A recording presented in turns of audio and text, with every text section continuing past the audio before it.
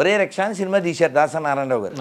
ఆ సినిమాలో ఓ పాట ఉంది ఆర్ నారాయణమూర్తి గారు. ఏంటి, నా రక్తంతో నడుపుతాను రిక్షాను, నా రక్తమే నా రిక్షాకు పెట్రోలు అని పాట ఉంది.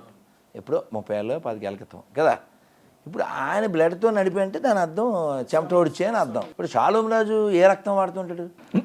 నాకు తెలియ కొడుతున్నాను మరి.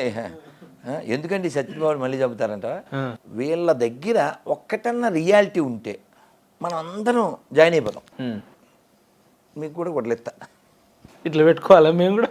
అక్కడికి వెళ్ళాక పెట్టుకోవాలిగా. లేకపోతే నాకు తెలియగలుగుతాను. ఎంత పవర్ఫుల్ బుక్ కదా వాళ్ళది. పెద్ద పెద్ద రోగాలు తగ్గిస్తుందా అది అకార్డింగ్ టు దెమ్. కిడ్నీలు బాగు చేద్దా, మళ్ళీ మోకాళ్ళ నొప్పులు తగ్గిస్తుంది,